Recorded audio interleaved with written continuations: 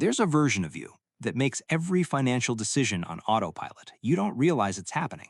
You think you're choosing to spend, choosing to save, choosing to stay in a job you've outgrown, choosing not to invest yet. But here's what no one tells you.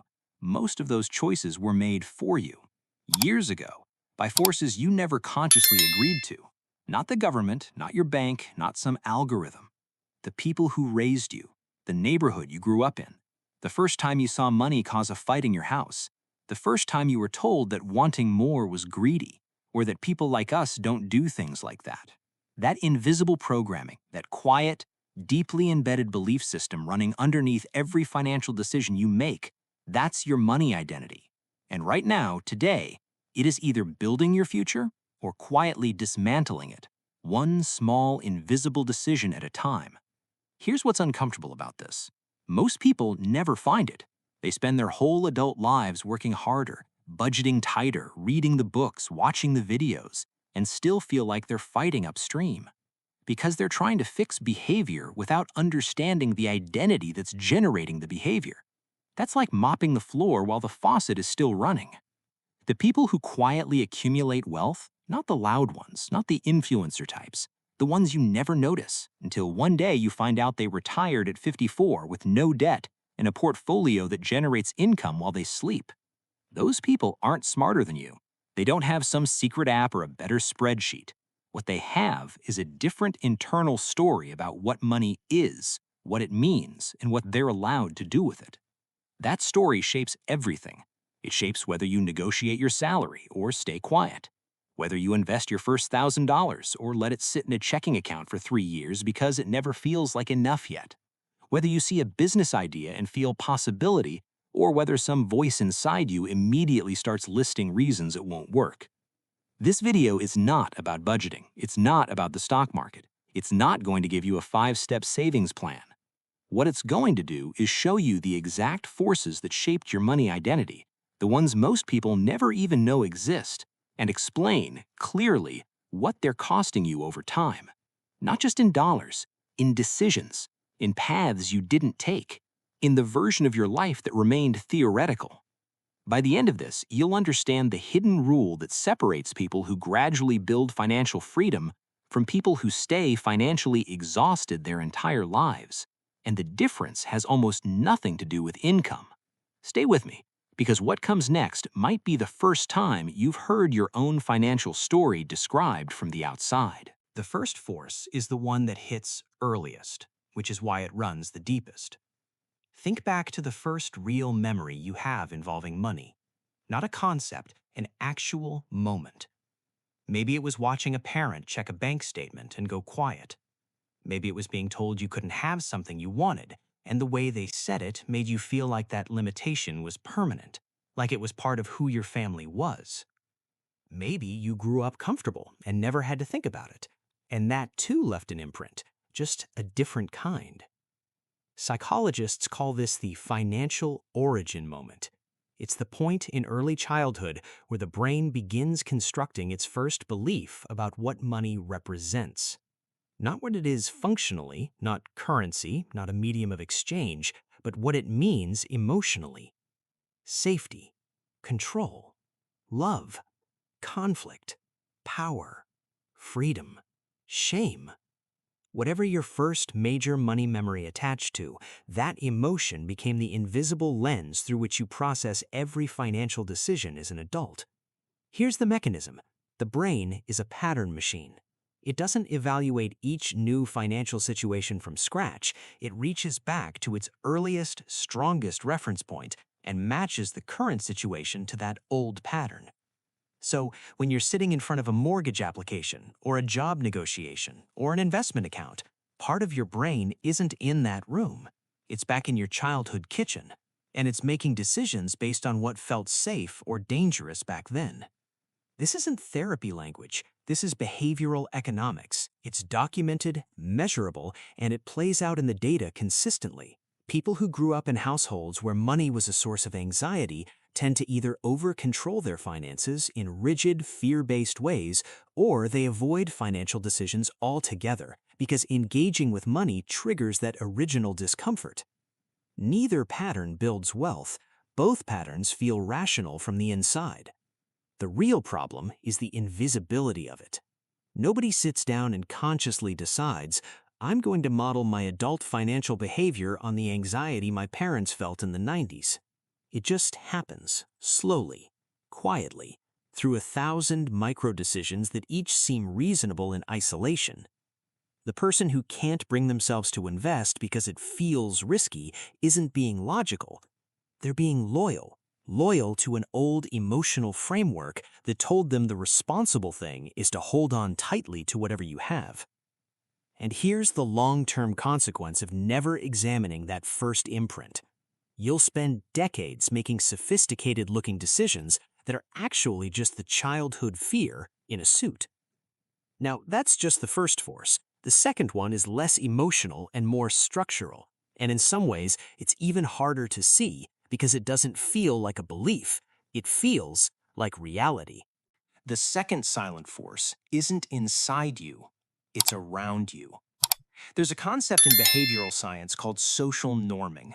The basic idea is that humans calibrate what's normal, and therefore what's possible, based on the behavior of the people closest to them. Not celebrities, not strangers on the internet. The actual humans you eat dinner with, talk to regularly, grew up beside. Your proximity circle is setting your financial ceiling without ever having a conversation with you about it. Think about this carefully. If everyone you're close to earns in a similar range, carries a similar level of debt, has a similar relationship with saving and spending, their behavior becomes your default reference point for what a normal financial life looks like. And here's the subtle danger. It doesn't matter if that baseline is objectively limiting. It feels like reality because it's reinforced every single day. This is why financial change is so socially uncomfortable. It's not just about money, it's about identity within a group. When you start making different decisions, you start pulling away from the norm, and the people around you feel that, even when no one says anything out loud. Sometimes they push back directly.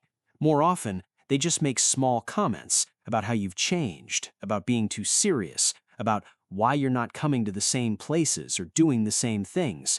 And most people, under that social pressure, quietly retreat back to the group's financial baseline, because belonging feels more urgent than building.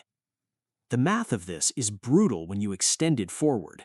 If your reference group normalizes spending most of what they earn, normalizes treating debt as just a cost of life, normalizes delaying serious investing until later, and you follow that norm for 10, 15, 20 years, you haven't made one big mistake, you've made 10,000 small ones, each invisible, each backed by social reinforcement.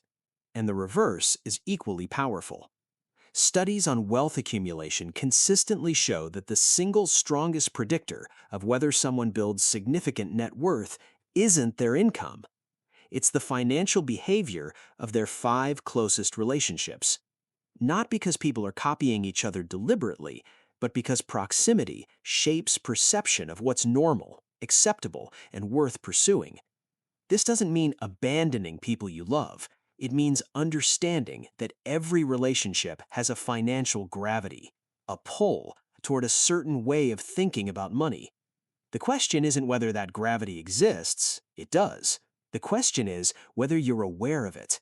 Because if you're not, it will keep shaping your financial identity in ways that feel like your own decisions, when they're actually the average of everyone around you. And if the first force was about the past, and the second force is about your present environment, the third one is about the story you tell yourself about the future. And it's the most quietly destructive of all. Let me tell you about a man I'll call David. David is 38. By any external measurement, he's doing fine. He has a job in project management that pays well, he has a house, he has a 401k he hasn't looked at in 4 years because looking at it makes him anxious in a way he can't fully explain. He takes a vacation once a year. He tells himself he'll get serious about money when things settle down. Things don't settle down. They never do. Because when things settle down isn't a time on the calendar, it's a feeling. and the feeling requires a level of internal security that David hasn't yet built. Here's what David's financial life actually looks like from the inside. He works harder than almost everyone he knows, but the number in his account doesn't seem to grow in proportion to his effort. Every time he gets a raise, his lifestyle adjusts within a few months and he's back to the same comfortable tension. He's not irresponsible, he's not reckless, he pays his bills. He's just stuck at a ceiling he can't see and has never tried to name. When David was 12, his father lost a business. It wasn't dramatic, no bankruptcy court, no public humiliation, just a quiet failure that changed the atmosphere in the house for about 3 years. His father became careful after that, cautious. He used words like security and stable constantly, and the implicit lesson David absorbed was that ambition is a trap, that the smart move is to protect what you have, not to reach for more. That trying bigger things leads to the kind of quiet devastation he watched his father carry. David never decided to believe that. It was never a conscious choice, but it's been running his financial decisions since he was 22 and took the safe job over the riskier one with the smaller salary and the equity stake that, it turned out, would have been worth something real by now. That's the story of the money identity operating invisibly.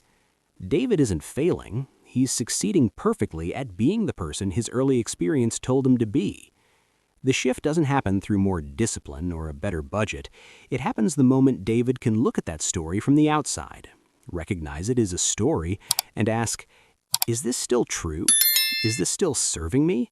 Or am I carrying someone else's fear as if it were wisdom? That moment of recognition, quiet, uncomfortable, no fanfare, is where the financial identity actually begins to change.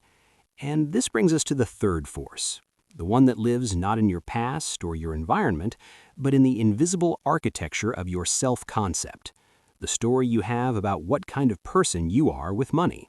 There's a quiet sentence most people never say out loud, but carry somewhere close to the surface. I'm just not good with money. It sounds like an observation. It functions like a verdict. The moment that belief becomes part of your identity, not just something you did, but something you are, it stops being a problem to solve and starts being a characteristic to confirm. And the brain, which is fundamentally an identity protection machine, will work remarkably hard to prove that sentence true. This is called identity-consistent behavior. The psychological research behind it is decades old and remarkably consistent. People act in ways that align with who they believe themselves to be. Not who they want to be, who they believe they already are. So when someone who holds a bad with money identity receives a windfall, a tax return, a bonus, an inheritance, they don't experience it as opportunity, they experience it as pressure. Because now they have to manage something they've already decided they're incapable of managing well. The result, almost predictably, is that the money disappears quickly, in ways that feel justified in the moment and confusing in retrospect. And the cycle confirms itself. See, I told you I was bad with money. This ceiling is invisible because it operates underneath the surface of every financial decision. The person who never negotiates their salary doesn't usually think, I'm not negotiating because I don't believe I deserve more. They think, it's not the right time, or it would be awkward. The identity belief translates into a surface-level rationalization, and the rationalization feels logical. The same mechanism explains why financial education alone rarely changes behavior. You can understand compound interest intellectually and still not invest, because investing requires believing you are the kind of person whose financial future is worth building. If that belief isn't there, if at some deep level you feel like someone who survives rather than someone who builds, the knowledge sits unused. Here's the long-term consequence. The self-concept ceiling quietly caps your income, your investment behavior, your negotiating, your risk tolerance, and your willingness to pursue financial opportunities. Over 20 years, that cap is worth hundreds of thousands of dollars in foregone growth. Not because of bad decisions, but because of the absence of decisions that were never emotionally available to you. The reframe is not motivational, it's structural. You don't change the self-concept ceiling by telling yourself you're great with money. You change it by taking one small concrete action that contradicts the old story, and then another, until the evidence base for the new identity is stronger than the evidence base for the old one. But to do that, you first have to understand the fourth force, the one that determines whether any of this awareness ever actually converts into a different financial life. Here's where the four forces converge into a single, very quiet trap. You have the original emotional imprint from childhood running in the background. You have the social gravity of your proximity circle pulling your financial behavior toward the group norm. You have a self-concept ceiling that limits what feels emotionally available to you. And now, sitting on top of all three, the fourth force, financial exhaustion. Not tiredness, not laziness, exhaustion in the clinical sense, the state where the mental and emotional energy required to make a different kind of decision simply isn't available. Where every financial choice feels heavier than it should. Where the idea of doing something intentional with your money requires a kind of effort that there's never enough of left over at the end of the week. This is the most insidious force because it feels like a circumstance, like something that's happening to you, when it is actually the accumulated output of the other three forces working together. When your core money beliefs are rooted in anxiety, every financial decision carries an invisible emotional tax. You're not just deciding whether to invest $500, you're also managing the background noise of what money meant when you were young, the social pressure of your environment, and the self-concept conflict of acting like someone you don't fully believe you are yet. That cognitive and emotional load is real, and it depletes you. The exhausted mind defaults to familiar. That is not a personal failing, it is basic neuroscience. The brain conserves energy by avoiding novel, high-effort choices. So when you're operating under the weight of all three preceding forces, the path of least resistance is always the one that confirms the existing identity. Don't invest. Don't negotiate. Don't change the account. Deal with it later. And later becomes a habit, a decade, a life. The research on this is both sobering and specific. Decision fatigue, the documented decline in decision quality after prolonged mental exertion, has a disproportionate effect on financial choices. People who carry chronic financial stress don't make worse decisions because they're less capable. They make worse decisions because they're operating with a fraction of the cognitive bandwidth available to someone who isn't carrying that same load. This means the advice to just be more disciplined is not only unhelpful, it actively misdiagnoses the problem. Discipline is a resource. It depletes. Asking someone in a state of financial exhaustion to simply try harder is like telling someone with a broken leg to just walk it off. The real shift is upstream. It's about reducing the invisible load, not by solving the money problem, but by addressing the identity underneath it. Which brings us to the only question that actually matters at the end of this. What does it look like when the identity changes? Here's what the other side of this looks like. It doesn't look dramatic. That's the first thing to understand. The person whose money identity has shifted doesn't suddenly become someone who talks about money constantly or tracks every dollar with military precision. What changes is quieter than that. They stop feeling the low-grade dread when they think about their finances. They start making decisions from a place of intention instead of avoidance. They negotiate without apologizing. They invest without waiting until they feel ready, because they've learned that the readiness follows the action. It doesn't precede it. The financial outcomes are real, but they take years to fully materialize because compounding of money, of habits, of identity is always slow at the beginning and then sudden.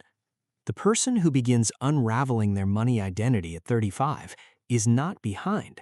They are exactly on time, because the 20 years between 35 and 55, built on a different internal foundation, look almost nothing like the 20 years that come from the old one. This is the hidden rule that separates financial exhaustion from financial freedom. It's not the income, the market, or the economy. It's the story running underneath all of it. And the story can change, not through motivation, through awareness, and then through the small, deliberate actions that build a new evidence base. You've just done the first part. If this gave you something to think about, genuinely share it with someone who needs to hear it. Not because it'll help the channel, but because the person in your life who's been silently fighting this probably hasn't had anyone explain it this clearly before. There's a next layer to this conversation, and it goes even deeper. But that's for the next video.